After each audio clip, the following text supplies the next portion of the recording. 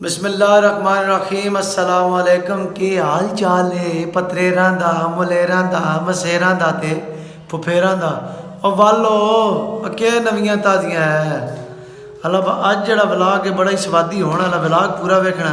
बाकी तुहानू हुसैन दसी भाई साडे घर के पोजीशन के फंक्शन हुसैन हथे आ भाई दस अज के पोजीशन है साडी साडे दावत है आज सारे पिराड़े आड़े दूर सारे ते इथे आ रहे अभी काई वास्ते आना ना आज इथे मिलाद दे दी नवा घर ले आई उस वास्ते हे शबशे नवे घर दा यानी कि साडे मिलाद है आज सारे साडे पुराने होने ठीक हो गया।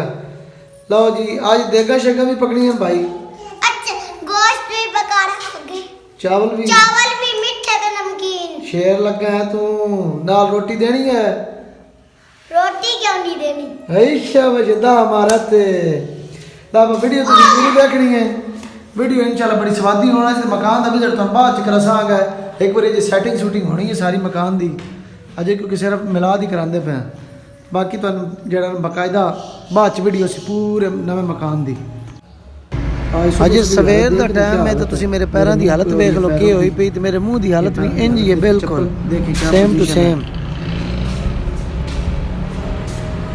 जनाब कूलर है एक छोटा एक बड़ा दो कूलर रखे ने पुराने वास्ते मर्द पूरे जी होने को मिलाद है औरतां दा तीन चार कूलर जनानियां दा सिर्फ मिलाद है तो मर्द बस अपने जेड़े घर वाले नो बुलाए रिश्तेदार इंशाल्लाह और कूलर लगाएंगे।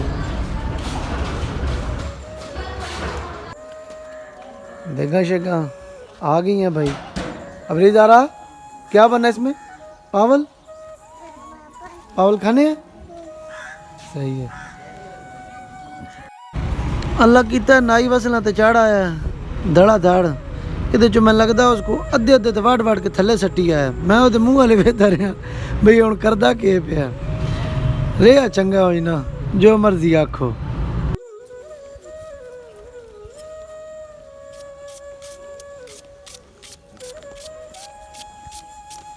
तू हुण जाना तां घर वैल्यू ना होवे तू के जाना गल ते मकसदी जी है ना चिल्ले दी खेड़ी होवे उत्ते काटन होवे ते डोरी डंडा हाथ विच होवे। वाह शाह जी वाह वाह मुर्शद तुहाडी गद्दी किते गद्दी तो बगैर तुहाडे कोल बाण नहीं हुंदा। वाह शाह जी छा गए रात का इजहार करें जरा किस स्पीड के साथ अपना जी इस स्पीड के साथ किस स्पीड के साथ वो तो देखिए जरा शाह जी बहुत ज़्यादा स्पीड के साथ जी वाह जी सही हो रहा है ये नहीं शाह जी नहीं सही हो रहा चंगी होंगी हुसैन ओ खन्नास दे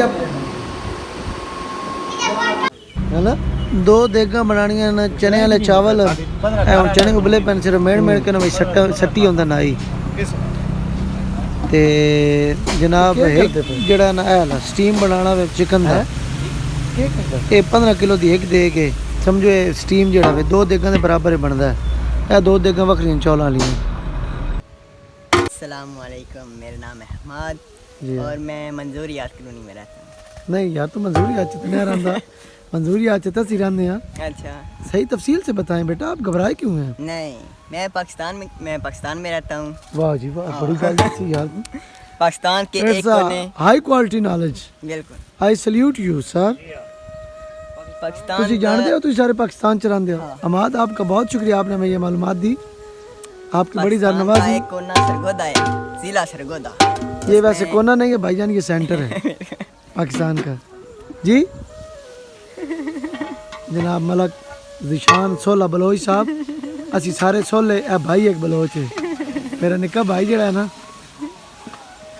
ये एवे ते स्कूटर पीछे भी बलोच लिखे है। आहा अली भाई अली भाई अली भाई भाइयों के भाई अली भाई पतीला पानी दा भर के अली भाई वाह भाई।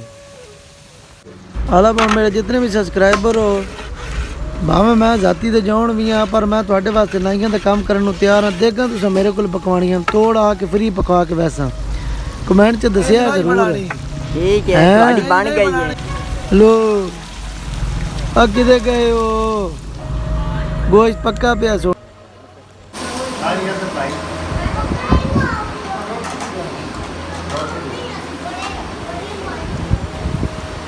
कोई नहीं आना।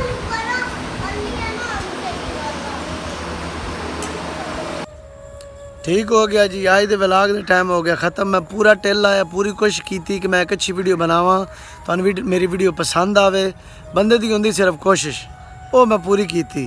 बाकी मेरा मोबाइल ऑफ हो गया, चार्जर लभदा कोने पे, तां विच कुछ वीडियो जेहड़ियां ने शूट नहीं हो सकियां। हुण इंज करिया, मेरी वीडियो लाइक करिया, मेरे चैनल को सब्सक्राइब करिया, तो घंटे वाले बटन नाल ज़रूर दबाना है। इंशाल्लाह मिलदे ने वीडियो नाल। दुआवां याद रखिया, रब राखा।